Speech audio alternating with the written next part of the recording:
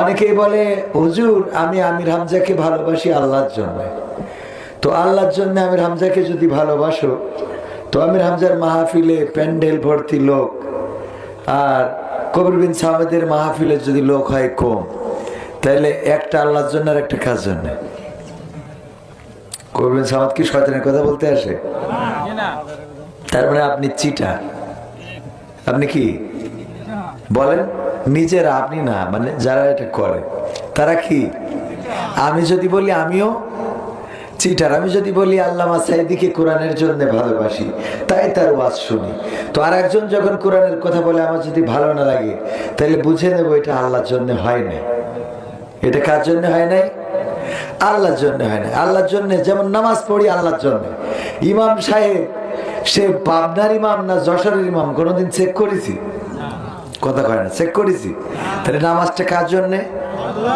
আল্লাহর জন্য। তাই ইমামকে আমরা পিছনে যে আগে উকি মেরে দেখি না যে কিটা দেখি, উকি ঝুঁকি দিয়ে দেখে তারপরে নামাজ পড়ি। তার মানে নামাজটা কার জন্য হইল? আল্লাহর জন্য। আর বক্তাকে দূর থেকে দেখবে, ও পরিচিত না, চলো, ঠিক না? ঠিক। তাইলে এই ওয়াজ শোনা কখনোই আল্লাহর জন্য না। এই কথা যারা বলে এরা মিথ্যা বলে, সিটারি করে, প্রতারণা করে, আল্লাহর সাথে উপহাস করে, মানেন আর না মানেন। আর আমরা যারা হুজুরে ওয়াজ করতে আসি তারাও যারা বলে আল্লাহর জন্য ওয়াজ করি, এটাও নিচে কথা, এটাও সিটারি কথা। কি কথা? কথা কয় না, কি কথা? চিটারি কথা। কারণ এখানে টাকা দিয়ে, খাওয়া দিয়ে, গাড়ি ভাড়া দিয়ে নিয়ে আসছে, তাই আসছি। এতদিন তো ওয়াজ করতে আসি নাই এনে, তা আল্লাহর জন্য হলে এতদিন আসি নাই কেন? কথা কয় না। আমি যদি আল্লাহর জন্য হইতাম তা আরো তো 2 বছর আগেও আমার দেখতেন, 5 বছর আগে আমার দেখতেন। আজকে দেখলেন এই টাইমে, কারণ এই টাইমের খাওয়া দেশে, এই টাইমের পড়া দেশে, মাখা দেশে, বজনী লিপস্টিক আলতা শুনো কিনে দেশে, তারপরে আইছে। কথা কি বোঝা গেছে? তার মানে আমরা এই চিটারি কথা থেকে আল্লাহ আমাদের হেফাজত করুন, বলেন আমিন। এসে খুব চিল্লানি দেওয়া যায়, আগামী কালের বাংলাদেশ হবে কোরআনের বাংলাদেশ। আমি বলেছি আল্লাহ এই কৈফিয়ত আগে নেবে যে তোর এই কথা ক্ষতি কইল কিনা, এটা ঠিক না? ঠিক। আগামীকাল আল্লাহর বাংলাদেশ, কোরআনের বাংলাদেশ হবে না, শেখ হাসিনার বাংলাদেশ হবে। আমরা জানি? জানেন কে? গায়েব জানেন কে? আল্লাহ রাসূল বলছে আগামীর দিন এমন আসবে যে ঈমান হাতের তালুতে রাখা আগুনের থেকে কষ্টকর হবে। হাতের তালুতে রাখা আগুন, তার থেকে ঈমান রাখা কি হবে? কষ্টকর হবে। আমি কই আগামীর দিন আসছে কোরআনের দিন, তাহলে রাসূলের কথা মিথ্যে না আমারটা মিথ্যে? কোরআনের দিন আসলে তো হাতের তালুতে আগুন রাখার মতো কষ্ট হবে না, ঠিক না? তার মানে আগামীর দিন হবে জাহেলের দিন, আগামীর দিন হবে শয়তানের দিন। আর এখন শয়তান দিয়ে গোটা বিশ্ব ভরে গেছে, বলেন ঠিক কি? এর মধ্যে দিয়ে আমাদের কি করতে হবে? একটা দল থাকবে যারা আল্লাহর পথে ডাকবে, যারা ভালোর কথা বলবে, ভালোর পথে চলবে। সেই দল আমাদের মতো ব্যবসায়ী হুজুররা না, আমাদের মতো টাকা দিলে এসে ডাকে উড়ানা, উড়ানা। ওই দল নিঃসন্দেহে এই অঞ্চলেও আছে। ইসলামী আন্দোলন করে আছে না? জামাত ইসলাম করে আছে না? হেফাজতে ইসলাম আছে না? তাবলিগ ইসলাম আছে না? এদের কি আমাদের মতো খাওয়া দিয়ে, টাকা দিয়ে আনা লাগে? তবে হ্যাঁ, আমি আবার আমার অঞ্চলে যে ডাকাডাকি করি ওইটা ঠিক আছে, ওখানে টাকা নিয়ে না। আমি যে আমার অঞ্চলের দায়িত্বশীল ওখানে ঠিক আছে, বাট এখানে আইছি ভাড়া খাটতি। কি খাটতি? কথা কি বোঝা গেছে? এই কথাগুলো আমাদের বুঝে শুনে বলতে হবে, চলতে হবে। আল্লাহ তৌফিক দিন, বলেন আমিন। ইন্নাল হামদালিল্লাহি নাহমাদুহু ওয়া নাস্তাঈনুহু ওয়া নাস্তাগফিরুহু ওয়া নু'মিনু বিহি ওয়া নাতাওয়াক্কালু আলাইহি ওয়া নাউযু বিল্লাহি মিন শুরুরি আনফুসিনা ওয়া মিন সাইয়্যাতি আমালিনা মান ইয়াহদিহিল্লাহু ফালা মুদিল্লা লাহু ومن يضلله فلا هادي له ونشهد أن لا إله إلا الله ونشهد أن سيدنا محمدا عبده ورسوله الذي أرسله بالحق بشيرا ونذيرا وداعيا إلى الله بإذنه وسراجا منيرا فقد قال الله تعالى في كلامه المجيد والفرقانه الحميد সবাই পড়েন আউযু বিল্লাহি মিনাশ শাইতানির রাজিম বিসমিল্লাহির রাহমানির রহিম منها خلقناكم وفيها نعيدكم ومنها نخرجكم تارة أخرى وقال الله تعالى في شان حبيبي إن الله وملائكته يصلون على النبي يا أيها الذين آمنوا صلوا عليه وسلموا تسليما اللهم صل على سيدنا مولانا محمد وعلى آله سيدنا নবীর নামে দুরূদ শরীফ পড়িবে যে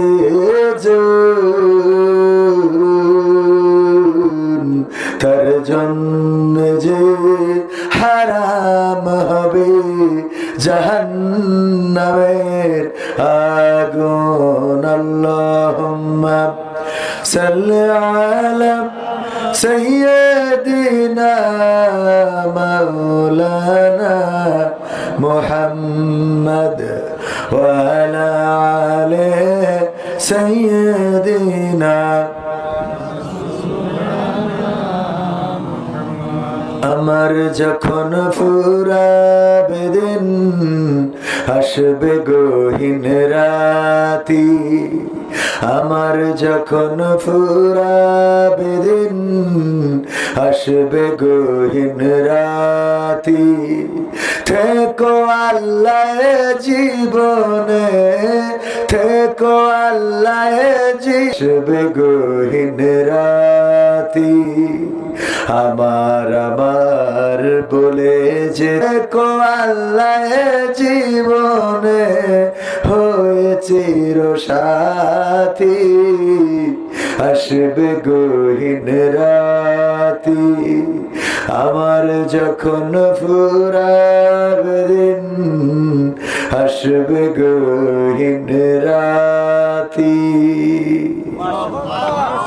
মারহাবা বলা যাবে না ঠান্ডায় সবাই জমে গেছে এত ঠান্ডা চারিদিকে পার্টিশন নাই চারিদিকে ঠান্ডা ঠেকানোর মতো কোনো অবস্থা নাই বক্তার কথা বললে ঘেমে যায় সেই বক্তারও যদি গায়ে চাদর লাগে তাইলে শীত কেমন এটা বোঝা যায় ও আমার ভাইয়েরা এই শীতের রাতে ও গভীর রাতে এখনো যারা বসে আছেন এতক্ষণ যে সঙ্গীতটা বললাম আমি বলেছি আল্লামা তারেক মনোয়ার লিখেছে সেইটাই আমি গেয়েছি আমাদের যখন দিন ফুরাবে গভীর রাত চলে আসবে আসলে এই রাত মানে এই রাতের অমাবস্যার রাত না এই রাত মানে হলো যখন আপনার দিন ফুরিয়ে যাবে তখন আপনার চোখের বাতি নিভে যাবে আপনার শ্বাস প্রশ্বাস বন্ধ হয়ে যাবে আপনার জবান বন্ধ হয়ে যাবে শরীরের চলা বন্ধ হয়ে যাবে মুখের বলা বন্ধ হয়ে যাবে কানের শোনা বন্ধ হয়ে যাবে শরীরের সমস্ত হৃদস্পন্দন স্পন্দন, রক্তের চলাচল সব কিছু স্তম্ভিত হয়ে যাবে, আমাদের চোখ আর দেখবে না। তার মানে যেদিন দিন ফুরাবে ওই দিন আমাদের জীবনে অন্ধকার রাত নেমে আসবে, সেটা হোক দুপুরে কিংবা রাতে, বিকালে, সকালে, বলেন ঠিক কিনা? রাত নামবে না কি নামবে না, আমাদের চোখ আর দেখবে না, কান আর শুনবে না। ওগো আমার ভাইরা, আমার যেহেতু যাওয়া লাগবে, কোন দিন যাব আমরা জানি না। কবির বিন সামাদ মাহফিলের জন্য বের হয়েছি, আবার সুস্থ শরীরে এই দেহ নিয়ে এইভাবে বাড়িতে ফিরতে পারবে কোন নিশ্চয়তা আছে? আগামীকাল ঘুম থেকে উঠব, আমাদের কোন নিশ্চয়তা নাই। এই রাতে যদি কেউ মারা যায়, গায়ের ঠান্ডা পোশাক গুলো খুলে নেওয়া হবে, আপনার কান ঢেকে রাখা মাফলাটা খুলে নেওয়া হবে, আপনার সুন্দর চোখের চশমাটা খুলে নেওয়া হবে, হাতের ঘড়িটা খুলে নেবে, হাতের আংটি গুলো খুলে নেবে, শরীরের দামি দামি কাপড় গুলো খুলে নেবে।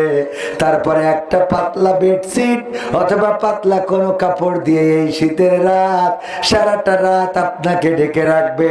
আবার এই রাতের মধ্যেও হয়তো গোসল হয়ে যেতে পারে, এই রাতের মধ্যে আপনার কাফনের ব্যবস্থা হয়ে যেতে পারে, আপনার দাফনের ব্যবস্থা হয়ে যেতে পারে। আপনি মারা যাওয়ার পরে একটা দিনও আপনার আপনজন দুনিয়ার পরে রাখতে রাজি হবে না, ঠিক না বেঠে? আপনার টাকা, আপনার পয়সা, আপনার ঘর, আপনার বাড়ি, আপনার সংসার, আপনার সন্তান, কেউ আপন হবে না। আমার আইনউদ্দিন আল আজাদ রাহিমাহুল্লাহ, শ্রদ্ধা ভাজন শিল্পী, সুন্দর করে সেই কথাগুলোই যেন গানে গানে বলেছেন। রঙিনে পৃথিবী সারিতে হইবে, সাধের দেহ মাটিতে খাইবে, শূন্য হবে জিন্দেগানি, কার লাগিয়া এত মায়া এত চোখের পানি রে মন, কার লাগিয়া এত মায়া এত চোখের পানি। রঙিনে পৃথিবী সারিতে হইবে, সাধের দেহ মাটিতে খাইবে, শূন্য হবে জিন্দেগানি,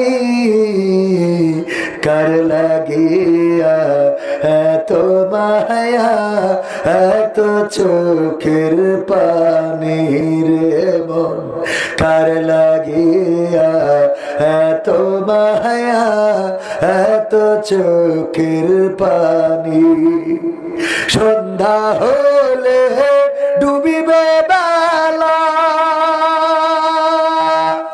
সাঙ্গ হবে ভবের বেলা,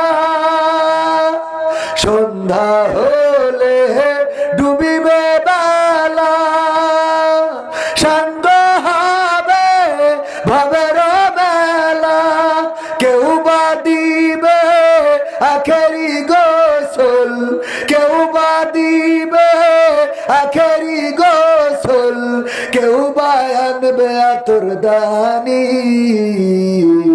কার লাগিয়া এত মায়া এত চোখের পানি ও মন, কার লাগিয়া এত মায়া এত চোখের পানি। এত আশার বাসা তোমার, নিমিষে যে হবে চুরমার, এত আশার বাসা তোমার, নিমিষে যে হবে চুরমার। ডাকবে ছেলে বাবা বলে, ডাকবে মেয়ে মামা বলে, সারা তো দেবে না যে তুমি, কার লাগিয়া এত মায়া এত চোখের পানি রে মন কার লাগিয়া, এত মায়া এত চোখের পানি। রঙিন পৃথিবী ছাড়িতে হইবে, সাধার দেহ মাটিতে খাইবে, শূন্য হবে জিন্দে গানি কার লাগিয়া, এত মায়া এত চোখের পানি রে মন কার লাগিয়া, এত মায়া এত চোখের পানি। ঠিক না ভাই? ঠিক। কার জন্যে মায়া, কার জন্যে ভালোবাসা? রাত অনেক হয়ে গেছে, আমরা বেশি রাত করব না, 12টার মধ্যে শেষ করব। থাকা যাবে একটু সময়? থাকবেন ইনশাআল্লাহ? অনেক ঠান্ডা পড়ছে, আমি বুঝতে পারছি, এই ঠান্ডায় কাহিল হয়ে যাচ্ছে। তারপরেও যেহেতু শিডিউল অনুযায়ী আলোচনার টাইমটা ছিল আমার রাত 11টা থেকে 12টা পর্যন্ত, যদিও একটু সময় হস্তক্ষেপ হয়েছে, তারপরেও শুরু যাই হোক, শেষ ভালো যাক, সব ভালো তা। আমরা শেষটা ভালো করব, রাজি আছি ইনশাআল্লাহ? থাকা যাবে? থাকা যাবে? থাকবেন কে কে একটু হাত দেখি, থাকবেন শেষ পর্যন্ত? নারায়ে তাকবীর, নারায়ে তাকবীর। আল্লাহ সবার হাতকে কবুল করে নিন। এই রাতের মাহফিলটা আল্লাহ আমাদের নাজাতের ওসিলা করে দিন, বলেন আমিন। আল্লাহ বলেছেন ইকরা কিতাবাকা কাফা বিনাফসিকা আল-ইয়াওমা আলাইকা হাসিবা, পড়ো তোমার কিতাব, তুমি পড়ে তোমার হিসাব করে দাও, তোমার হিসাব করার জন্য তুমি নিজেই যথেষ্ট। আমরা এই শীতের রাত, এই কষ্টের মধ্যে যারা এখানে বসে আছি, দেখেন হুজুরের স্বার্থ আছে, হুজুর টাকার জন্য এসেছে, খাওয়ার জন্য এসেছে, পাওয়ার জন্য এসেছে, কিন্তু আপনারা এসেছেন এখানে কোনো স্বার্থ নাই, নিঃস্বার্থভাবে। আমার নাজাত হোক আর না হোক, এই মাহফিলে আপনারা যারা বসে আছেন, অন্তত আমার কথা শুনছেন, আমাদের কথা শুনছেন, এই কারণে আল্লাহ রাব্বুল আলামিন আপনাদের নাজাতের ব্যবস্থা করে দিবেন, বলেন সুবহানাল্লাহ। কারণ আপনাদের এখানে কেউ খাইতে দিবে না, দিবে? কেউ 50টা টাকা দেয় না গাড়ির জন্য। এসেছেন কার জন্য? আল্লাহর জন্য। ইন্না সালাতি ওয়া নুসুকি ওয়া মাহইয়ায়া ওয়া মামাতি লিল্লাহি রাব্বিল আলামিন। নিশ্চয় আমার সালাত, আমার কুরবানি, আমার জীবন, আমার মরণ কার জন্য? আল্লাহর জন্য। সেই আল্লাহর জন্য নিবেদিত প্রাণ হতে হবে, সেই কথাটাই আমি শুরুতে বলেছি। যেহেতু আমি এখানে আকর্ষণ, আমি আপনাদের মধ্যে কি আকর্ষণ, কিছু সঙ্গীত শোনানোর জন্য আমার দাওয়াত করা হয়েছে।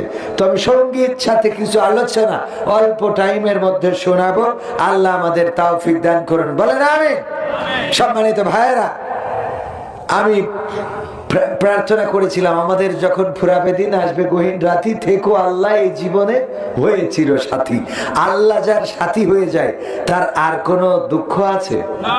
আল্লাহ যার বাতি হয়ে যায় তার আর কোনো অন্ধকার আছে? আল্লাহ যার জন্য রাজ্জাক হিসাবে হয়ে যায় তার আর রিজিকের অভাব হয়? আল্লাহ যার জন্য গফুর হিসাবে যার সামনে আসে তার আর মাগফিরাত চাওয়ার কোনো দরকার? ব্যারিস্টার নজিবুর রহমান মোমেন সাহেব, যিনি শহীদ মাওলানা মতিউর রহমান নিজামী সাহেবের স্নেহের সন্তান, আমাদের শ্রদ্ধাভাজন, আমাদের প্রিয় ভাই নজিবুর রহমান মোমেন সাহেব, উনারা আজ থেকে 6 মাস আগেও দেশে ওপেন চলার মতো কোনো সাহস ছিল না, ঠিক কিনা? এতে করে উনারা সব বাদশাহ দিয়ে, আব্বার যেহেতু ফাঁসিতে ঝুলাইছে, এই জন্যে ওবায়দুল কাদেরের সাথে যোগ দিয়ে বলেছিল খেলা হবে। বলেছিল? বলেছে? বলে নাই। আবার এ কথাও বলে নাই পালাবো না, বলেছে?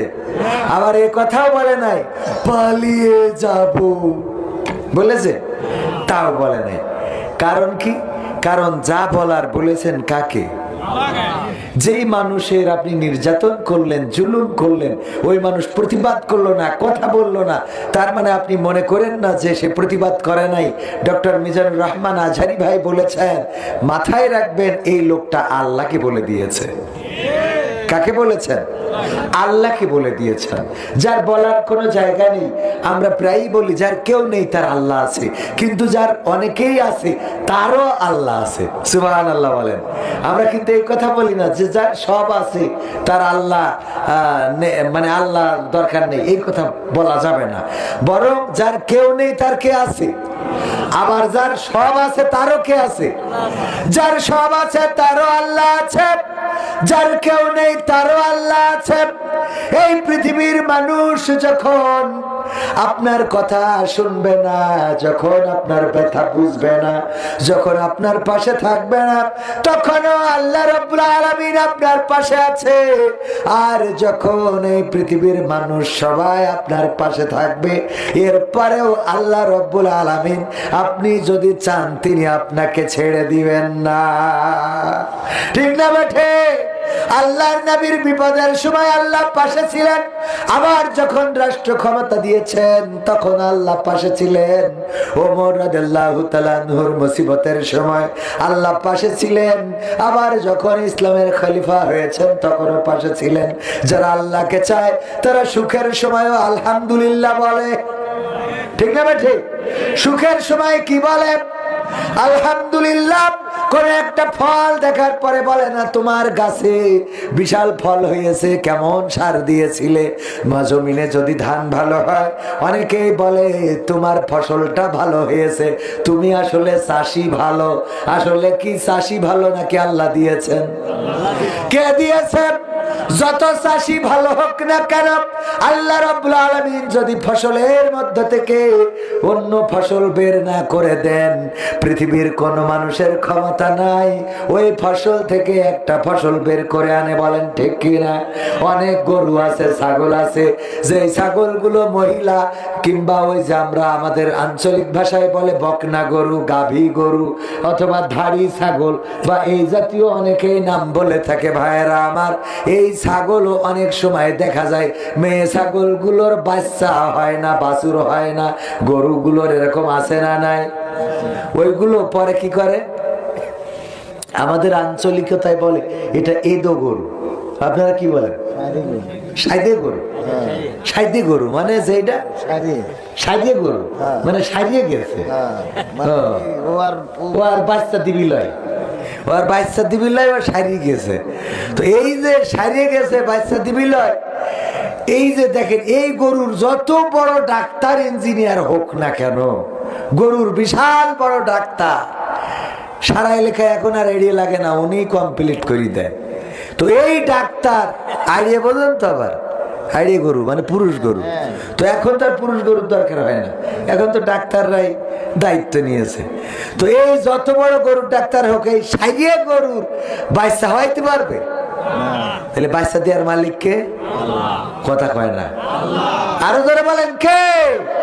সুতরাং আল্লাহ রাব্বুল আলামিন, আমরা যদি বলি অমুক ডাক্তার সে ভালো বীজ দিতে জানে, আসলে ওই ডাক্তারের বীজে যদি বাছুর হইতো তাইলে ওই গরু আরো যে গরুর ওই সারি যাওয়া গরু 4-5টা এনে দেন, দেখি কত ভালো ডাক্তার বীজ দিয়ে দিক। কথা কয় না, বীজ দিলে হবে? আবার তাদেরও একটা সময় আছে, আল্লাহ রাব্বুল আলামিন তাদের প্রাকৃতিক ভাবে একটা সময় করে দিয়েছেন, সেই সময়ের মধ্যে অবশ্যই তার এই ব্যবস্থাটা করা লাগবে। ওগো আমার ভাইয়েরা, এভাবে আল্লাহ রাব্বুল আলামিন এই প্রাণীকুলকে সৃষ্টি করে রেখেছেন। দেখেন, আমি মাঝে মাঝে চিন্তা করি, ইঁদুর আর বিড়াল, ইঁদুর আর বিড়ালের মধ্যে, ইঁদুর কি বিড়ালের জমি ফাঁকি দিয়ে নিয়েছে? বিড়ালের গরু খুলে নিয়ে ইঁদুর তার বাড়ি বেঁধে রেখেছে?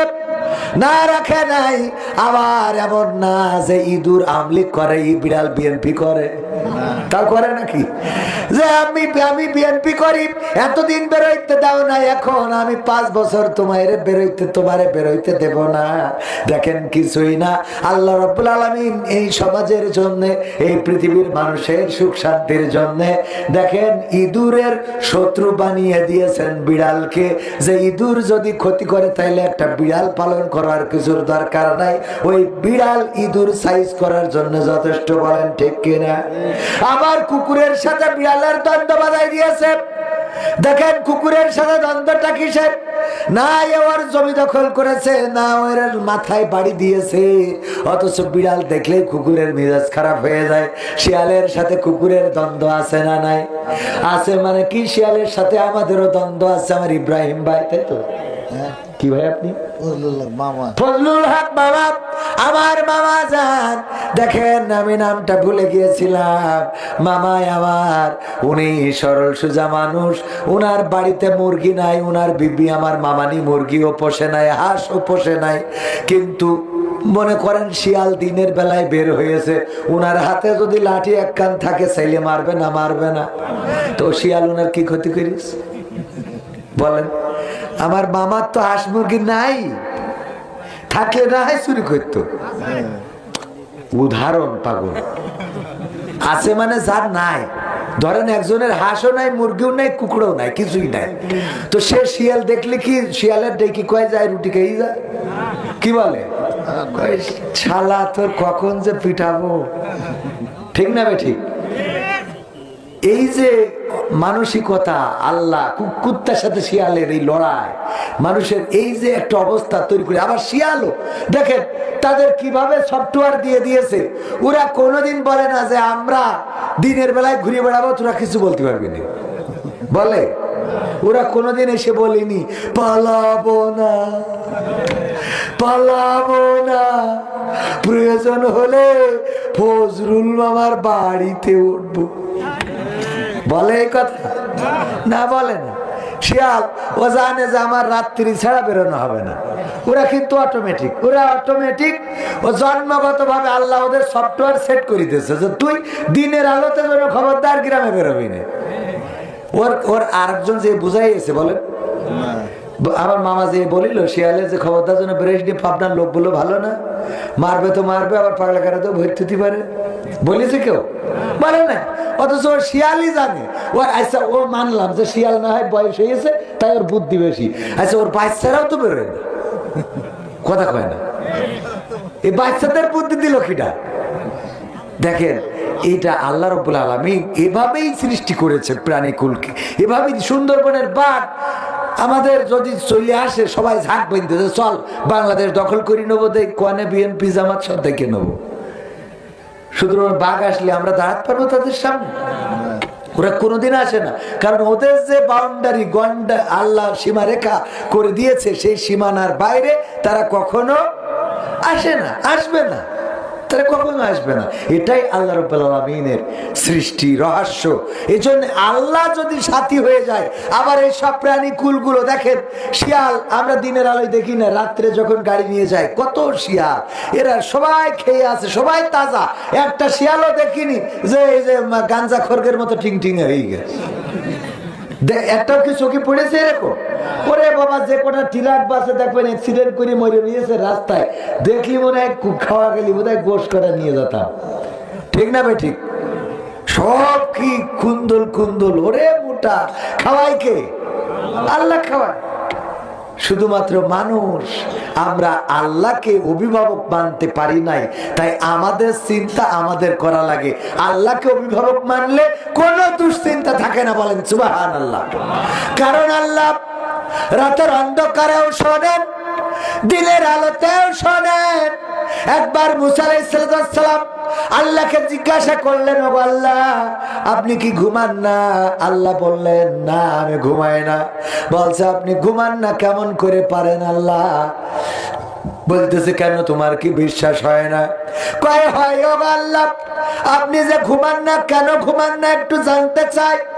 আল্লাহ রাব্বুল আলামিন বললেন, ও মুসা কাছের একটা পাত্রে পানি নাও, আর সেই পানি নিয়ে পাহাড়ের ওই পাদদেশে দাঁড়াও, দাঁড়িয়ে পানির গ্লাসটা ধরে রাখো। যখন মুসা আলাইহিস সালাম ওই পানির গ্লাসটা ধরলেন আর দাঁড়িয়ে রইলেন, আল্লাহ রাব্বুল আলামিন ঘুমকে বলে দিলেন, যাও এবার মুসার ঘুমে ধরো। মুসাকে ঘুমকে বললেন আক্রমণ করো। ঘুম এসে যখন মুসাকে ধরেছে, অমনি হাতের গিলাস কে পড়ে যায় না? যায় না? ফোন দেখতেছেন রাত্রি শোয়ার সময়, পড়ে না? পড়ে না। অনেক সময় উপরে দেখলি নাকের পরে পড়ি, পরের দিন আবার ডাক্তারের কাছে যায়, নাক ব্যথা আসছে না কি কাল ফোন পড়ে না কেন, ঠিক না ভাই ঠিক? কারণ ঘুম যেই ধরে সেই নাক ভেঙে কে ফোন ছে না, ফোন দেখছি না, ফোন নাকে পড়ে ভেঙে, ঠিক না ভাই ঠিক? ও আমার ভাইরা, ঘুমকে বললে ধরো, মুসা আলাইহিস সালামকে আক্রমণ করলেন ঘুম, আর অমনি হাতের গ্লাস পড়ে গেল, পাথরের পরে পরে চূর্ণ বিচূর্ণ হয়ে গেল, পানি চারিদিকে চলে গেল। আল্লাহ রাব্বুল আলামিন বললেন, ও গো মুসা, আমি আল্লাহ এমন একজন, আমি চিরঞ্জীব। আল্লাহ রাব্বুল আলামিনের পরিচয় আল্লাহ আয়াতুল কুরসির মধ্যে দিয়েছে। আয়াতুল কুরসি যারা পারেন তারা এটা পড়বেন, অর্থ সহ পড়লেই দেখবেন আল্লাহর সব পরিচয় আয়াতুল কুরসির মধ্যে আল্লাহ রাব্বুল আলামিন সুন্দর করে দিয়ে দিয়েছেন। ওগো আমার ভাইরা, আল্লাহ রাব্বুল আলামিন মুসা আলাইহিস সালামকে বললেন, আমি যদি ঘুমিয়ে যেতাম তাইলে এই দুনিয়া ওই কাচের গ্লাসের মতো পড়ে ভেঙে চূর্ণ বিচূর্ণ হয়ে যেত। বলেন আল্লাহু আকবার। ওই আল্লাহ জেগে আছেন, রাত 12টার সময় আপনার হঠাৎ করে বুকের মধ্যে ব্যথা, দমটা বন্ধ হয়ে যায়, ডাক্তারের কাছে নিয়ে যেতে হবে।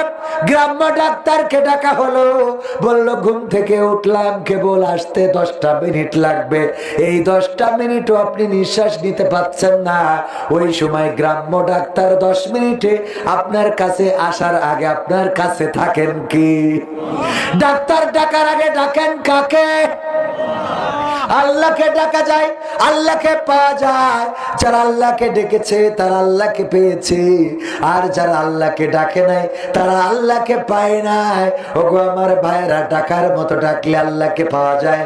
কারণ আপনি ঘরের মধ্যে যদি আল্লাহর স্মরণ করেন, আল্লাহ ওই ঘর থেকে আপনার ডাক শুনতে পান। যদি ফাঁকা মাঠের মধ্যে থেকে আল্লাহকে স্মরণ করেন, ওই ফাঁকা মাঠ থেকে আল্লাহ শুনতে পান। যদি আপনি অন্য কোন জায়গা থেকে, জেলখানা থেকে, অথবা আপনি যত সুখে থাকেন বঙ্গভবন, সংসদ ভবন থেকে, অথবা দাদার দেশে মোদির কাছ থেকেও যদি আল্লাহকে ডাকেন, আল্লাহ শোনে না? শোনে না? কথা কয় আল্লাহ শোনে না? শোনে না? অথচ আমার নেত্রী শুধু মোদিকে ডেকেছে বলে ভারতে জাতি পেরেছে, আর আল্লাহকে ডাকলে গোটা দুনিয়াটা তার জন্য হয়ে যেত। ঠিক না বেঠে? নেত্রী ডেকেছেন দাদাকে, দাদার হাতে ছিল চাবুক, ছুড়িয়ে মেরিয়েছে। ও বড্ড লেগে নাকি কলম ছিল, একটা কবিতা, একটা কলম ছিল, ছুড়িয়ে মেরিয়েছে, ও বড্ড লেগেছে। দাদার হাতে ছিল হেলিকপ্টার, পাঠাই দিয়েছে, ওই দেশে চলে গিয়েছে। ও আমার ভাইয়েরা, আল্লাহকে ডাকলে এই দেশ ছাড়া লাগতো না, এই মাটি ছাড়া লাগতো না, এই দেশের মধ্যে, এই মাটির মধ্যে গর্ব করে বসবাস করতে পারতো। বলেন ঠিক কিনা? আল্লাহকে ডেকেছেন মতিউর রহমান নিজামী রাহিমাহুল্লাহ। শহীদ হওয়ার আগে আজকে তো এসেছিলেন ব্যারিস্টার নাজিবুর রহমান মোমেন সাহেব। উনার কাছে উনি সহ উনার পরিবার যখন দেখা করেছিলেন এমন একজন আল্লাহর ওলি, উনি বললেন, ও আমার সন্তানেরা, বলো দেখি আমি ফাঁসির কাষ্টে লুঙ্গি পরে যাব নাকি পায়জামা পরে যাব? সাথী আই, কে যাবে আমার দাফন কাফন করার জন্য? তোমার মাকে নিয়ে যেও না, কারণ তোমার মায়ের বয়স হয়েছে, অসুস্থ হয়ে পড়বে। মৃত্যুর আগে এমন স্বাভাবিক কথা শুধুমাত্র তারা বলতে পারে যাদের পাশে আল্লাহ থাকে। বলেন ঠিক কিনা? ইতিপূর্বে অসংখ্য প্রমাণ রয়েছে। মুসা আলাইহিস সালাম যখন নদীর কিনারায় চলে গেল, পৌঁছে গেল, পিছনে কারা? ফেরাউনের বাহিনী, আর সামনে কি? নদী, নৌকা আছে। নৌকা তো ছিল না। ও আমার দরদি, আগে জানলে তোর ভাঙা নৌকায় চড়তাম না। ঠিক না বেঠিক? ভাঙা নৌকায় চড়তাম না, আর এই বিপদে পড়তাম না। ওরে বর্ডারেতে খাইলাম ধরা, বিসিটাও তো পাইলাম না। আগে জানলে তোর ভাঙা নৌকায় চড়তাম না। ঠিক না বেঠিক? তার মানে নৌকায় চড়লেও সবসময় নদীতে চলা যায়? কথা কয় না। নৌকায় চড়লেও সবসময় নদীতে চলা যায় না, কারণ নৌকা তো নিজে চালাতে হয়। কিন্তু আল্লাহ রাব্বুল আলামিন যদি কারো মাঝি হয়ে যায়, তাইলে তার আর কোন নৌকার দরকার হয় না। বলেন সুবহানাল্লাহ। মুসা আলাইহিস সালামের মাঝি ছিলেন কে? পরিচালক ছিলেন কে? ডিরেক্টর ছিলেন কে? আল্লাহ রাব্বুল আলামিন ডিরেক্টর থাকার কারণে, মাঝি থাকার কারণে আর নৌকার দরকার হয় নাই। নদীর কিনারায় যখন পৌঁছে গেলেন, মুসা আলাইহিস সালাম একটা বারের জন্য হতাশ হন নাই। কিন্তু সাহাবীরা, ওদের তো ইমানের মধ্যে একটু জোর কম ছিল, ঠিক না বেঠিক? আর সবচেয়ে তেড়া সাহাবী ছিল মুসা আলাইহিস সালামের সাহাবী। এত তেড়া, মান্না সালুয়া জান্নাতে আসে, খায় আর ঘুরি বেড়ায়, কয় আমরা এরামটা খাবো না, আর একটু রং বেরঙের হতে হবে, পোলাও বিরিয়ানি হতে, কয় কি ও বাদ দাও, আমরা রেন্দে খাবো। কত বড় শয়তান!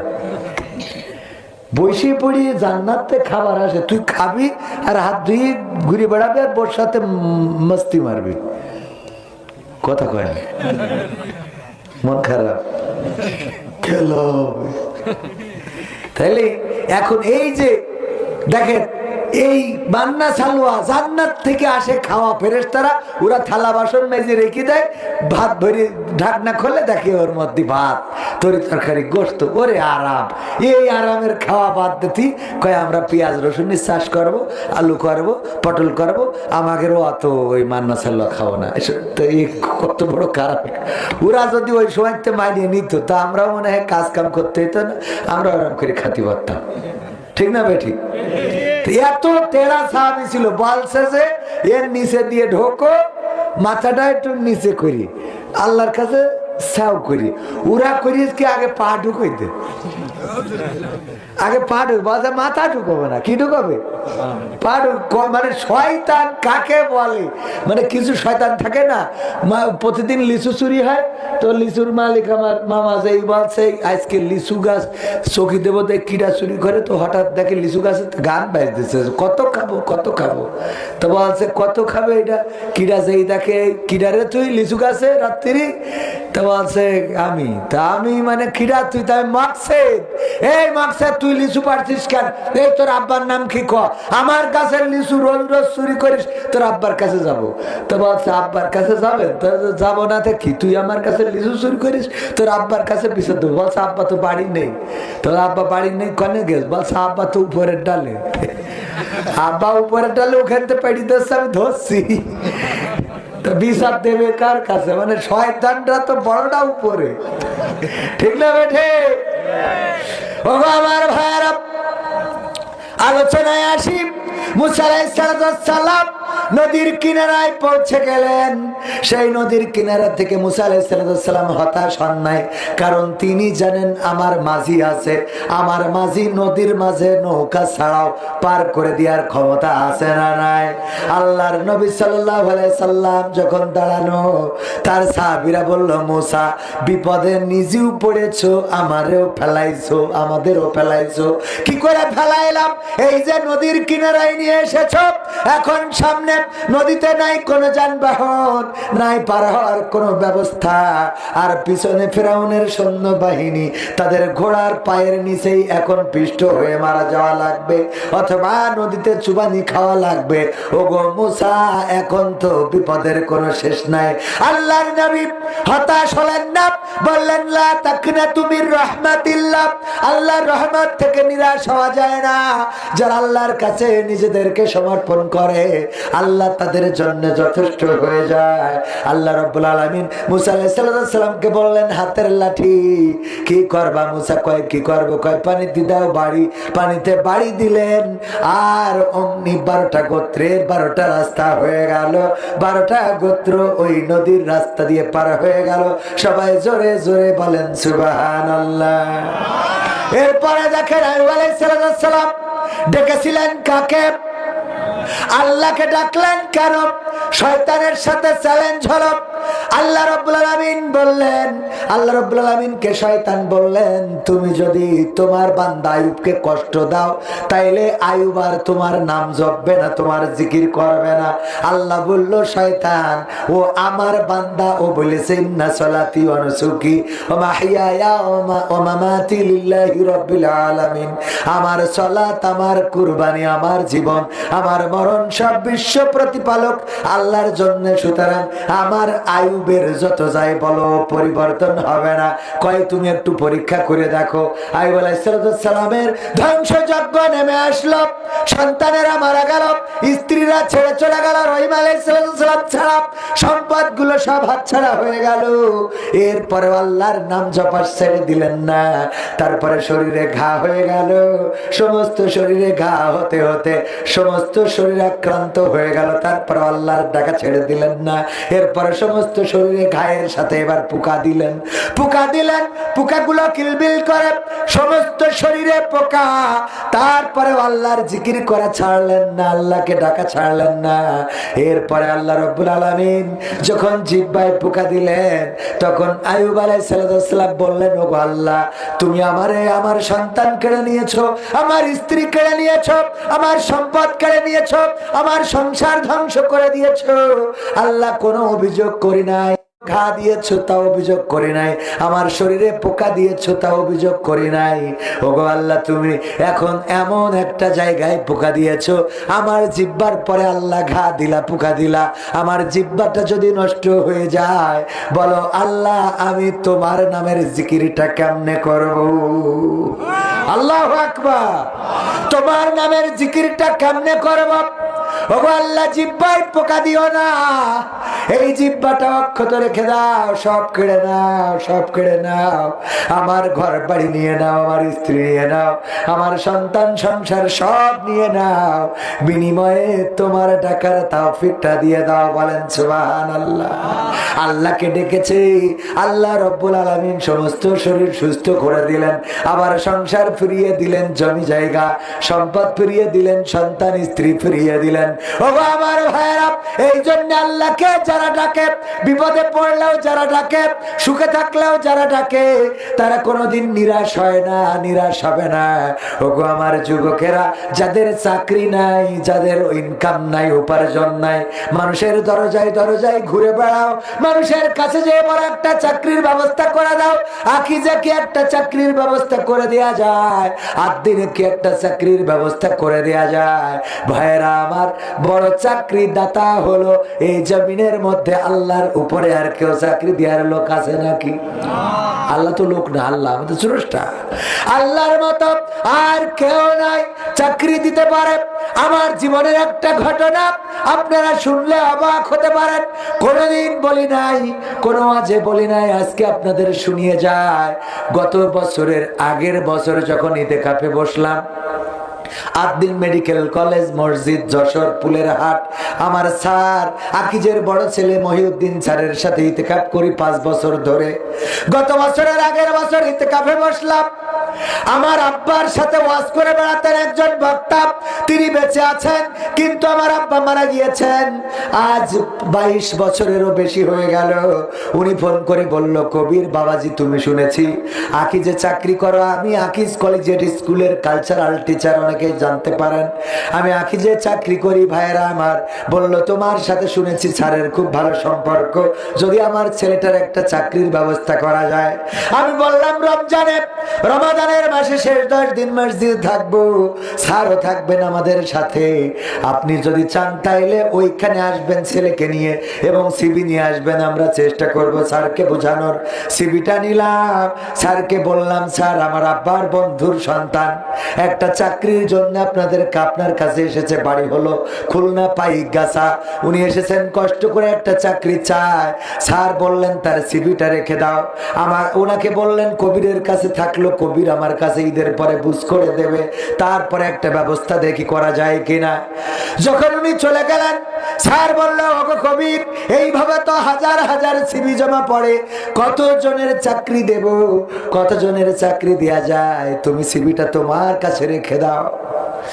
যখন ঈদের চাঁদ উদয় হলো, আমরা ইতিকাফ ছেড়ে চলে আসলাম। ওই সিভিটা আমি এখন বাড়ি নিয়ে যাব নাকি কোম্পানিতে দেব বুঝে পাচ্ছি না, কি করা যায়। ওই সিভিটা আল্লাহর ঘরে আল্লাহর কাছে ফরিয়াদ করলাম, আল্লাহ যেই উদ্দেশ্যে তোমার ঘরে সেই সিভিটা জমা দিয়ে গিয়েছিল, তুমি চাইলে সিভির একটা ব্যবস্থা করে দিতে পারো। মসজিদে রেখে চলে আসলাম।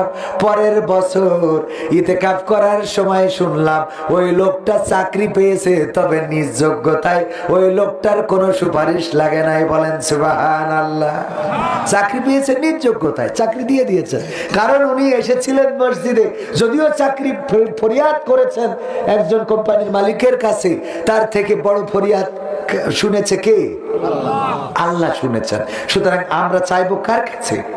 আমরা চাইবো আল্লাহর কাছে। আমি একটা আয়াতে কারিমা তেলাওয়াত করেছি, সূরা তাহার 55 নম্বর আয়াত।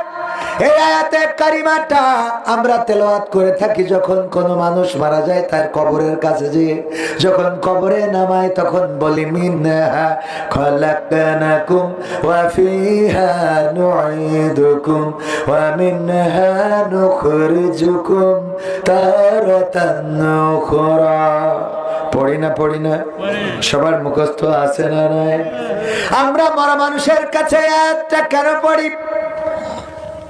এই আয়াতের অর্থ হলো, ওগো আল্লাহর বান্দা, এই মাটি থেকে তোমাকে সৃষ্টি করা হয়েছে, আবার এই মাটিতে তোমাকে ঢুকিয়ে দেয়া হবে, আবার একদিন এই মাটি থেকে তোমাকে জীবন্ত করে ওঠানো হবে।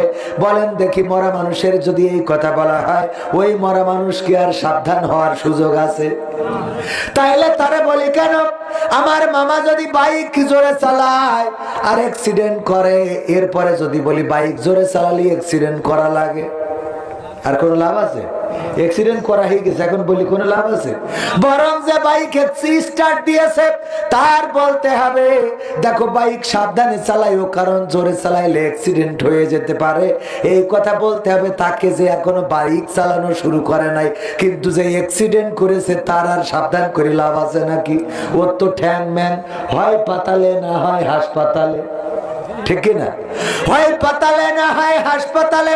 ওগো আমার ভাইরা, এই জন্য সাবধান করতে হবে তাকে যে নতুন চালানো শিখেছে অথবা চালাবে অথবা চালাতে চাইছে, তারে বলতে হবে বাইক চালাও, কোনো অসুবিধা নাই, কিন্তু যেন জোরে চালায়ও না। তেমনি ভাবে এই আয়াতটা আমরা যারা কবরের কাছে পড়ি, এই আয়াতটার পরে অবিচার করি, আল্লাহর এই কথার সাথে অবিচার করি। এই আয়াত কোনো মরা মানুষের জন্য নাজিল হয় নাই, বরং এই আয়াত এসেছে জীবন্ত মানুষের জন্য, যেই মানুষগুলো এখনো মরে নাই, মরব করতেছে, ঠিক না বেঠিক? এখনো যারা মরে নাই। হ্যাঁ, তো সম্মানিত ভাইরা, এখনো যারা মরে নাই, মরবো মানে আমরা তো কখন মারা যাবো কেউ বলতে পারি না। তার মানে প্রতিটা মুহূর্তে প্রতিটা মানুষকে সাবধান করতে হবে, সচেতন করতে হবে। আয়াতটা এসেছে মূলত অর্থে ফেরাউনের জন্য।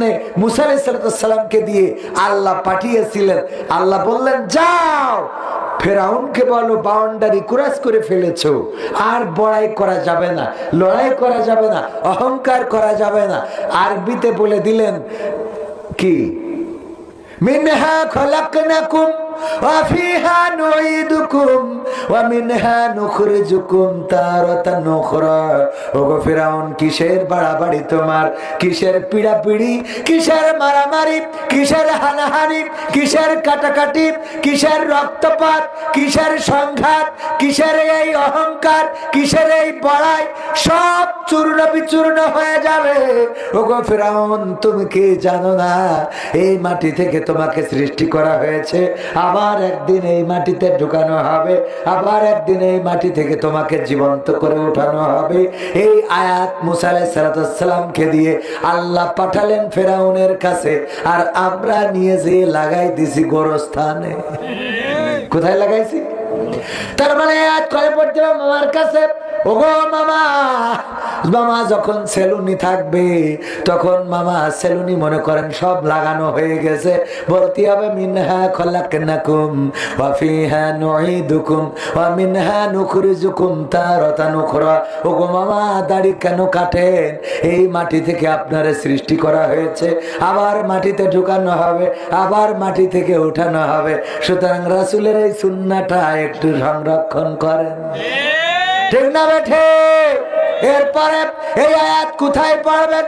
এলাকার মেম্বার টিউকল চাইছিলেন, টিউকল আপনার বড্ড দরকার, কিন্তু আপনার না দিয়ে ও এক প্রবাসীর বোর দিয়ে থুয়েছে, কারণ ওর সাথে ভালো রিলেশন, ঠিক না বেঠিক? যখন প্রবাসীর বোর টিউবওয়েল দেবে তখন বলবেন মিনহা খলাকনাকুম ওয়া ফিহা নুঈদুকুম ওয়া মিনহা নুখরিজুকুম তারাতান উখরা। এই ফাঁকিবাজি করে তো লাভ নাই।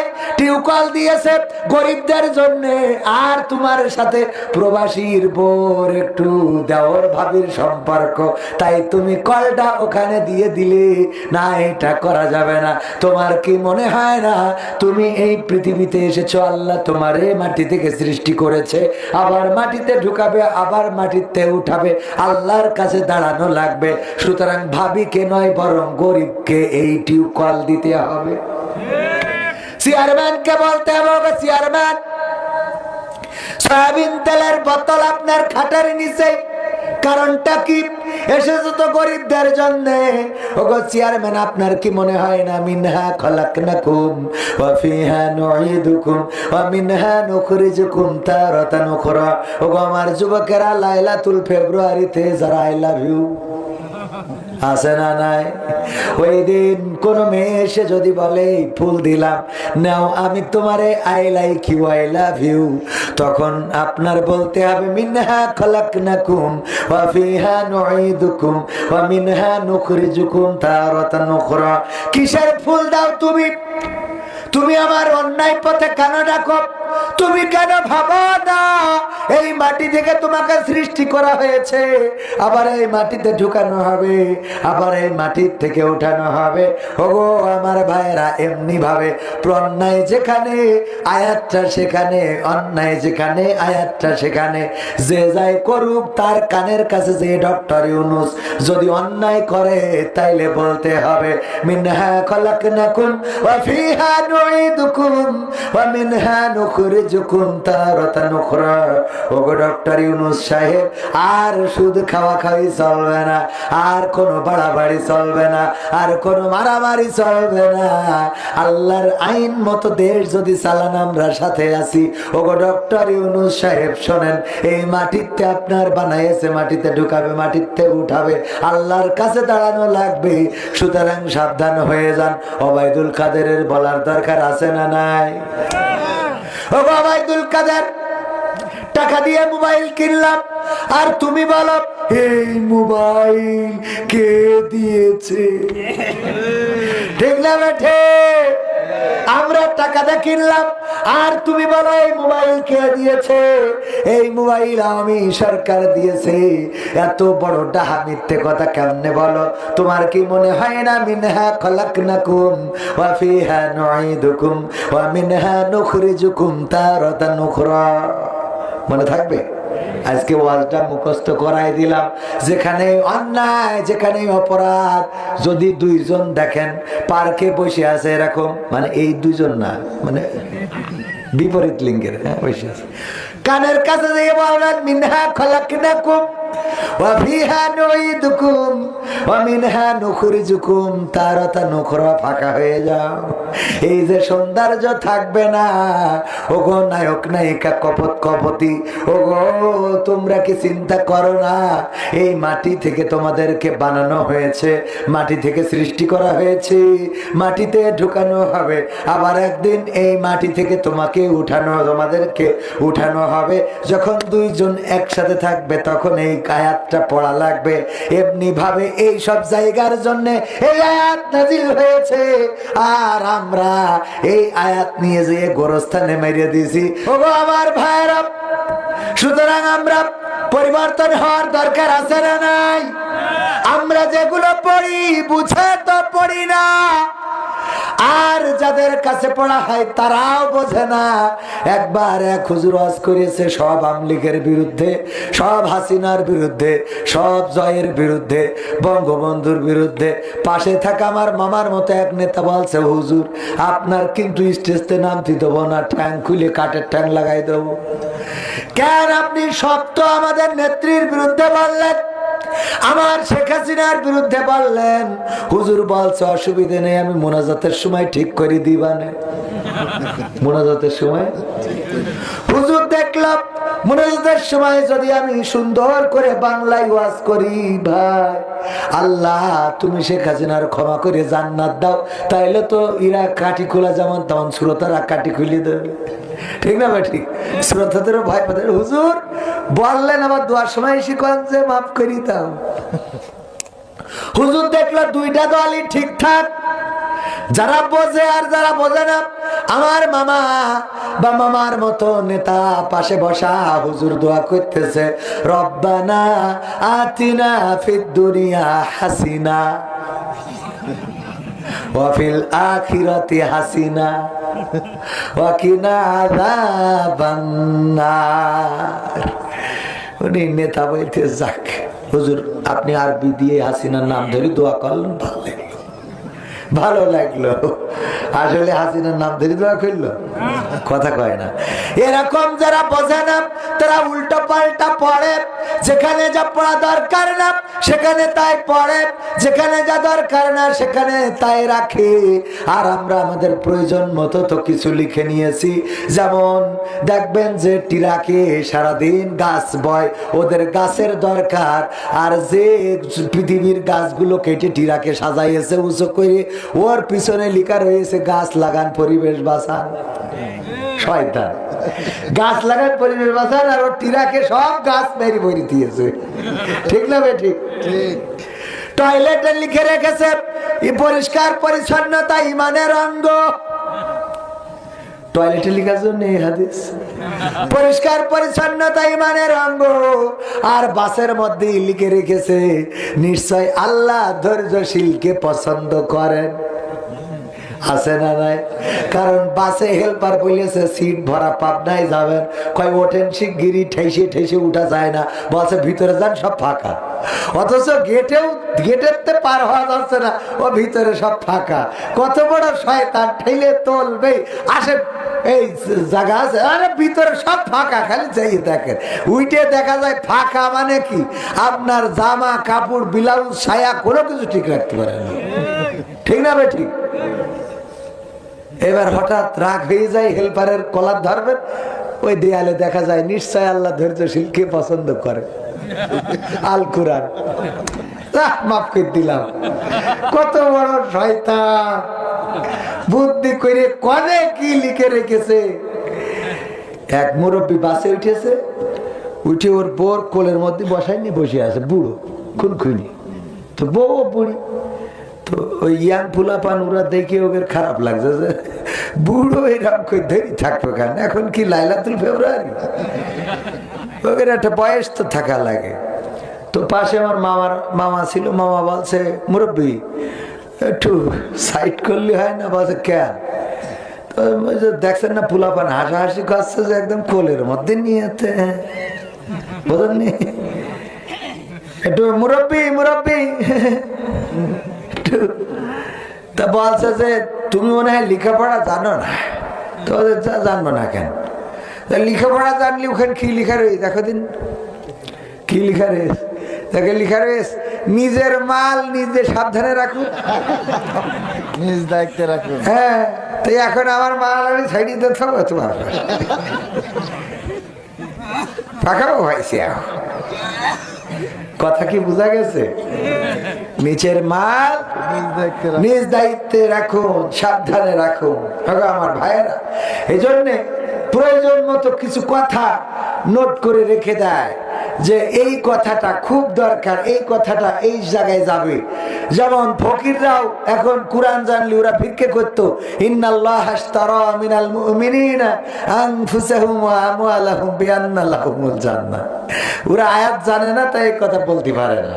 আর এখনকার ফকিররা অবশ্যই আয়াত না জানলেও স্মার্ট হয়ে গেছে। আমার বাড়ি এসেছে এক ফকির ভ্যানে করে, কিসে করে? আমি বললাম ভ্যান তো চেনেন, ভ্যান একজন ড্রাইভারও আছে, ওতে একটা মাইক লাগানো, ওই ভ্যান পার্কিং করে তো ওই ড্রাইভার বাড়ি বাড়ি ওই গামলা নিয়ে আসে। তা আমি ওর বলতেছি, ভাই আপনি এত ভালো মানুষ, আপনি তো মানুষ না, আপনি তো বেরেস্তা। এত ভালো মানুষ যখন এই লোকটারে ভ্যানে করে নিয়ে বেড়ান মানুষের বাড়ি বাড়ি থেকে, তো এর থেকে ভালো লোকটারে বাড়ি রেখে দিয়ে আপনি ভ্যান চালাইয়ে ওরা তো খাওয়াইলেই হয়। কয় হুজুর আপনি মনে হয় বুঝতে পারেননি। কে? তো বলছে আসলে আমি ওনার চালাই নে, উনি আমার চালায়।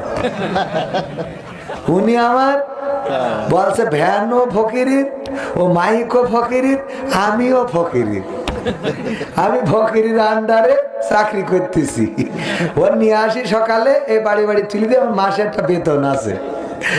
আল্লাহ, ও তো ফকির না, ও তো বস, ও তো কফিল মালিক। ওর আন্ডারে চাকরি করে, মাসে একটা বেতন পায়। তাই বলছি তা ফকির কোনো কথাবার্তা কয় না, মাইক লাগাই রেখেছে। বলছে উনার হিসেব হইলো এত বইলে পারে কিনা। একবার রেকর্ডিং করে থুই দিয়েছে, ওই ব্যাটারি চার্জ দেবার হবে, ও বলবে না, ওর অত সময় কনে। ওরা খালি শুয়ে রয়েছে ভ্যানের পরে, গোটো মোটো হয়ে শুয়ে রয়েছে, খুব অসুস্থ, ভাব দেখাচ্ছে যে অসুস্থ। মানে বইলেও ভিক্ষে করতে রাজি না। আপনাদের পাবনায় সাথিয়ায় সাইনবোর্ডে লেখা রয়েছে যে ভিক্ষুক মুক্ত উপজেলা, ফকির মুক্ত, ভিক্ষুক মুক্ত উপজেলা। দেখেন না, ওর নিচে বসিতে একজন ভিক্ষে করতে, যে একজন এসে বলছে ফকির তুমি কি লেখাপড়া মোট করনি? তো বলছে কেন? তো বলছে লেখাপড়া করলি তো তুমি অন্তত ভিক্ষে করতে, ঠিক আছে, ইকেনে তো করতে না কেন? তো বলছে সাইনবোর্ডে লেখা, কে তুই এর নিচে করছিস কি? সাইনবোর্ডে কি লেখা বাবা? তো লিখেছে ভিক্ষুক মুক্ত অঞ্চল। তোমার ভিক্ষুক মুক্ত, তো তা ঠিক আসতো, ঠিক আছে, তুই ভিক্ষে করছিস? ভিক্ষে করছি না তো আমি, ওখানে লিখাও ঠিক আছে, আমিও ঠিক আছি। কি? তো বলছে আমি তো ভিক্ষে করছি না, আমি এখানে সাহায্য তুলছি। ও কি তুলছে? সাহায্য। বলছে ভিক্ষে চালি অল্প করে দেয়, ওতে হয় না, ডাইরেক্ট সাহায্য নিচ্ছি। ও লিখাও ঠিক আছে, ও ঠিক আছে। যে আলোচনাটা ছিল, আলোচনাটা কি ছিল? যে আমরা অন্যায় যেখানে দেখব সেখানেই একটা আয়াত পড়বো। কোনটা? মিনহা খলাকনাকুম ওয়া ফিহা নুঈদুকুম ওয়া মিনহা নুখরিজুকুম তারাতান উখরা। এই আয়াতটার অর্থটাও আমরা করে দেব। ভাই যে একজন বিড়ি খাচ্ছে, কায়দা করি মনের সুখে, মনের সুখী বিড়ি খাচ্ছে, আপনি ওখানে যেয়ে বলতে হবে মিনহা খলাকনাকুম ওয়া ফিহা নুঈদুকুম ওয়া মিনহা নুখরিজুকুম তারাতান উখরা।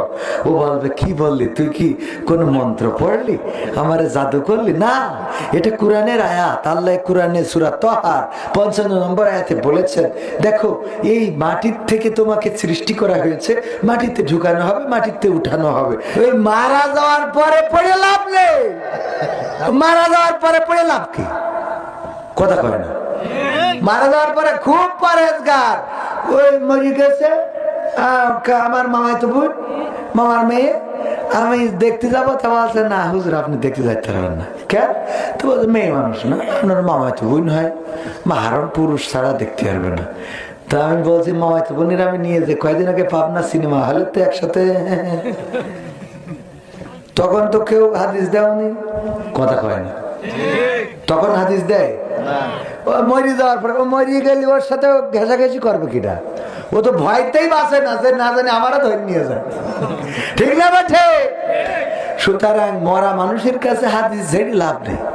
ও মরি গেছে, ওর দিয়ে কারোর কোনো ইচ্ছা নেই, কারণ ওই সৌন্দর্য দেখি কেউ পাগল হবে না।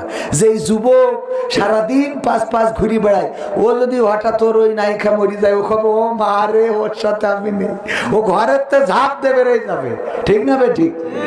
ঘরের থেকে লাফ দিয়ে বের হয়ে যাবে। সুতরাং ওরা যখন জ্যান্ত থাকতে ঘষাঘষি করছিল তখন তুমি হাদিস দাও, মরার পরে কে হাদিস রে? সব উল্টো আওয়াজ, আমাদের দেশে সব উল্টো আওয়াজ, উল্টো আওয়াজ। আমি ফেসবুকে লিখে দিবানে, দিন প্রচারের জন্য চলিলাম পাবনায়। আরে দিন প্রচার হলা খানজা শাহজালাল টাকা দিয়েছে তারপর আইছি, তুমি শাহজালাল হয়েছে। দিন প্রচার, দিন প্রচার ফেসবুকে ডাইরেক্ট ডাহা মিথ্যে কথা বলি ওয়াজ করতে আসি, ঠিক না বেঠিক? সব উল্টো পাল্টা কাজ। সত্যি কথা কেউ উচ্চস্বরে বলতে পারে না, বাস্তব কথা বলবেন না কেন? আপনি যা করেন বলেন, অসুবিধা কি? যদি আল্লাহর ভয় না পান মানুষের ভয় পেয়ে লাভ আছে? আমি টাকা নিয়ে ওয়াজ করি, তো এর সত্যি কথা ওপেন বলতে আমার অসুবিধা কি? হ্যাঁ, যদি বলেন হুজুর এই টাকা নিয়ে কি সব বল লিপস্টিক ক্যান্সার? না, আমি একটা মাদ্রাসাও করেছি, ঠিকানা তানজিমুল কোরআন ক্যাডেট মাদ্রাসা। এই ওয়াজ করছি আর ওই মাদ্রাসায় নিয়ে যেয়ে লাগাচ্ছি। গাড়ি বানাতে দিছি রাজশাহী, 4 লাখ টাকা লাগছে, 3টা গাড়ি লাগবে, 12 লাখ টাকার দরকার। ওয়াজ করতেছি, তো এই টাকা তো নেই, তা আমি ওই দিন প্রচারের জন্য যাচ্ছি লিখে বাবা, যে টাকা দুটো কম হয়ে যায় সেই অমনি আরিফ ভাই ধরিয়ে তুমি টাকা দিছ ফালতু লোক। টাকা নিয়ে আসেন, হ্যাঁ ফ্রি। হ্যাঁ, তাহলে বোঝে না ফিরি না টাকা নিয়ে, আমি তো নিয়ে এটা ডাইরেক্ট বলছি যা নি কোনো ওই কথা বলি লাভ নেই। যা করি ওপেন বলি, তাতে তুমি মানলি মানো না মানলি নাই, কথা ঠিক আছে না বাজার? সিটারির মধ্যেই নেই। আর আমরা সব উল্টো করি। কি করি? উল্টো। ওই যে উল্টোই তো দেখালাম যে শালির সাথে আরিফ ভাই ঘুরে বেড়ায়, কেউ বলে না শালির যে রাতের অন্ধকারে খোলে করে বাসবাগানে নিয়ে গেছে, তাও কেউ কিছু কয় না। যেই মরি যায় কয়েক তুমি আপনি দুলা ভাই না, দেখা যাবে না। তো কোলে করে নিয়ে যেন নাই গিয়ে বেড়ায়, তখন কোষডি তো করে মনে থাকবে কথাগুলো। মসজিদের ইমাম সাহেব মরি গেছে, আমাদের পাশের গ্রামের ইমামের মহিলারা একটু দেখবে, তো মহিলাদের দেখতে দেবে না। তা আমি বললাম কে? মহিলারা শেষ দেখা দেখবে, হুজুর সারা জীবন এখানে ওয়াজ করেছে, মাইকে শুনেছে, অসুবিধা বলছে হুজুর দেখলি গুনাহ হবে। তাই আমি বলছি চার দোকানে বসে সারাদিন চা খেত, দেখা যেত হুজুরের মহিলারাও দেখতো, পুরুষরাও দেখতো, সবাই দেখতো। তো তখন তো কোনোদিন বলেননি গুনাহ হবে, এখন এসে গুনাহ আসছে। এটুক দেখায় গুনাহ হয়, দেন বলেন একটু গুনাহ হলে কি হয়? এত সব কি করবে ভাই? কথা ওপেন বলবেন, দেখবেন পরিবেশটা সুন্দর হয়ে যাবে, সমাজটা সুন্দর হয়ে যাবে। বলবেন না এই সমাজ সুন্দর হবে? ওগো আমার ভাইরা, এটা গেল আমার মূল আলোচনা। আর শুরুর আলোচনা ছিল আমরা বিপদে থাকি, মুসিবতে থাকি, ডাকবো কার? আল্লাহ রাব্বুল আলামিনকে ডাকবো।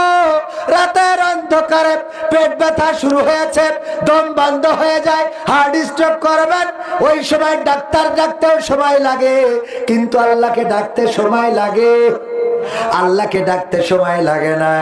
আপনি যদি বলেন আল্লাহ আল্লাহ আল্লাহ, যদি একবার বলেন ও আল্লাহ আমি কষ্টে আছি, তুমি সাড়া দাও, আমার আল্লাহ 10 বার ডাকের সাড়া দেন, বলেন সুবহানাল্লাহ। আমার আল্লাহর নবী বলেছেন যদি কোনো বান্দা তার আল্লাহর দিকে, তার রবের দিকে 1 কদম বাড়িয়ে দেয়, আল্লাহ রাব্বুল আলামিন তার কুদরতটা তার দিকে 10 কদম বাড়িয়ে দেন, বলেন সুবহানাল্লাহ। কোথায় গেল এমপিরা সব? কোথায় গেল মন্ত্রীরা সব? কোথায় কাদের কাকা? তাদের সারা দেশটা এখন লাগে ফাঁকা ফাঁকা। পালাবো না, প্রয়োজন হলে ফখরুলের বাসায় গিয়ে উঠবো। ঠাকুরগাঁওয়ে বাসা আছে না, জায়গা দেবে? পালাবে না, পালাবে না, যাই না তবু দেখা। পালাবে না, পালাবে না, যায় না তবু দেখা, তাদের সারা দেশটা এখন লাগে ফাঁকা ফাঁকা, ওদের সারা দেশটা এখন লাগে ফাঁকা ফাঁকা। আইন মন্ত্রী আটকে গেল আইনেরই ফাঁকে, দাড়ি ছাড়া দরবেশের ভণ্ড ভণ্ড লাগে। ঠিক না বেঠে? আইন মন্ত্রী আটকে গেল আইনেরই ফাঁকে, দাড়ি ছাড়া দরবেশের ভণ্ড ভণ্ড লাগে। শুনছি কত নেতা নেত্রী খাইতেছে ভাই ডান্ডা, বিচারপতি কালামানিকের ফাটিয়েছে আন্ডা। পলকের ঝলক গেল, পলকের ঝলক গেল থামিয়ে নেটের চাকা, তাদের সারা দেশটা এখন লাগে ফাঁকা ফাঁকা, ওদের সারা দেশটা এখন লাগে ফাঁকা ফাঁকা। কই গেল সেই সংসদেতে মমতাজের গান, কোথায় গেল হযরত বলা স্বামী মুসলমান? ঠিক না বেঠে? কই গেল সেই সংসদেতে মমতাজের গান, কোথায় গেল হযরত বলা স্বামী মুসলমান? ইনু মেনন্দি পুমনি আছে কারাগারে, বাপ করিলেও পাপ কখনো ছাড়ে কি আর তারে? কোথায় গেল স্পিকারের, কোথায় গেল স্পিকারের দৃষ্টি আঁকা বাঁকা, তাদের সারা দেশটা এখন লাগে ফাঁকা ফাঁকা, ওদের সারা দেশটা এখন লাগে ফাঁকা ফাঁকা। কোথায় গেল আরাফাত আর ব্যারিস্টার সুমন, কথা বলার সময় তারা করে নিয়োজন। কোথায় গেল আরাফাত আর ব্যারিস্টার সুমন, কথা বলার সময় তারা করে নিয়োজন। মুরগি কবির খাইছে ধরা, জাফর কোথায় আছে? গোপনে কি সেও গেল মোদি দাদুর কাছে? কোথায় গেল সালামের, কোথায় গেল সালামের কাড়ি কাড়ি টাকা, তাদের সারা দেশটা এখন লাগে ফাঁকা ফাঁকা, ওদের সারা দেশটা এখন লাগে ফাঁকা। লাগে কিনা? এখন আর বেগুনি ভাজা শিখায় না কুমড়ো দিয়ে, এখন আর কাঁঠাল দিয়ে বার্গার খাওয়া শিখায় না, এখন আর আমাদের বলে না এই ব্লাউজ কে দিয়েছে।